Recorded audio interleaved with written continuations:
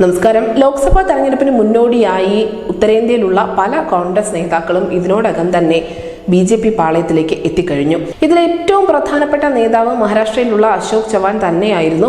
അദ്ദേഹം കോൺഗ്രസ് പാർട്ടിയിലേക്ക് വന്നതിന് തൊട്ടു പിന്നാലെ നിരവധി MLA-മാരും കോൺഗ്രസ് പാർട്ടിയിലേക്ക് വരുന്നു. പക്ഷേ ഏറ്റവും അധികം ചർച്ചയാക്കപ്പെട്ടത് ഇതൊന്നുമല്ല, മറിച്ച് മധ്യപ്രദേശിലെ കോൺഗ്രസിന്റെ തലതൊട്ടപ്പനായ കമൽനാഥ് BJP-യിലേക്ക് എത്തും എന്നുള്ള വാർത്തകൾ തന്നെയായിരുന്നു.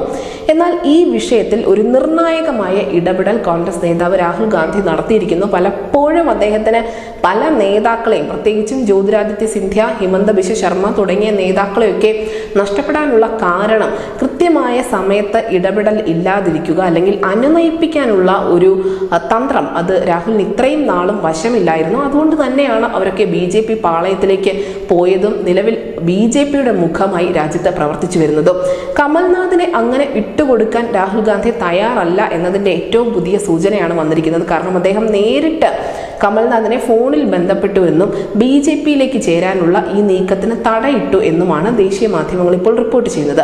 പക്ഷേ ഇതിൽ ഏറ്റവും പ്രധാനപ്പെട്ട കാര്യം എന്തെന്നാൽ കമൽനാഥ് എന്ന നേതാവിനെ കൊണ്ട് മധ്യപ്രദേശിൽ വലിയ മാജിക്കൊന്നും കാണിക്കാൻ ഇനി കോൺഗ്രസ് പാർട്ടിക്ക് സാധിക്കില്ല. കാരണം അത് നിയമസഭാ തെരഞ്ഞെടുപ്പിൽ രാജ്യം കണ്ടതുമാണ്. ഈ കമൽനാഥിന്റെ മകനായ നകുൽനാഥിന് ചിന്ദ്വാര സീറ്റിൽ നിന്ന് തന്നെ മത്സരിക്കുമെന്നുള്ള സൂചനകളുമുണ്ട്. പക്ഷേ നകുൽനാഥ് BJP-യിലേക്ക് ചേരും എന്ന് തന്നെയാണ് അവസാന നിമിഷം വരെയും പുറത്തു വന്നുകൊണ്ടിരിക്കുന്ന റിപ്പോർട്ട്.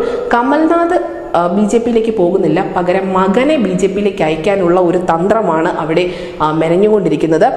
ഇതിൽ ഏറ്റവും കൗതുകമുള്ള ഒരു കാര്യം എന്തെന്നാൽ നിയമസഭാ തെരഞ്ഞെടുപ്പിന് ശേഷം നടന്ന ഒരു ഗ്രൂപ്പ് ഫോട്ടോ സെഷൻ ഉണ്ടായിരുന്നു. ഈ ഗ്രൂപ്പ് ഫോട്ടോ എടുക്കുന്നതിനിടയിൽ രാഹുൽ ഗാന്ധി ഗ്രൂപ്പ് ഫോട്ടോയ്ക്ക് MLA-മാർക്കൊപ്പം വന്ന് നിന്നില്ല എന്നുള്ള വലിയ ഒരു പിണക്കം ഈ കമൽനാഥിന് ഉണ്ടായിരുന്നു എന്ന് തന്നെ വേണം മനസ്സിലാക്കാൻ. ഇതാണ് മധ്യപ്രദേശിൽ പ്രശ്നങ്ങൾക്ക് തുടക്കം കുറിച്ചത്. അതിനുശേഷം രാജ്യസഭാ സീറ്റുമായി ബന്ധപ്പെട്ട ചില തർക്കങ്ങൾ, അതിനുശേഷം ചിന്ദ്വാരയിലെ സീറ്റ് സംബന്ധിച്ചുള്ള തർക്കങ്ങൾ, ഇതൊക്കെ ഉണ്ടായിട്ടുണ്ടെങ്കിൽ പോലും ഈ ഗ്രൂപ്പ് ഫോട്ടോ മുതലാണ് ഇവിടെ പിണക്കം പ്രത്യക്ഷമായി തുടങ്ങിയത്. എന്തായാലും BJP-യിലേക്കുള്ള എൻട്രിയിൽ കമൽനാഥ് ഇപ്പോൾ മലക്കം പറഞ്ഞിട്ടുണ്ട്. പക്ഷേ മകൻ സേഫ് സോണായി BJP-യിലേക്ക് പോകുമെന്ന് തന്നെ വേണം മനസ്സിലാക്കാൻ.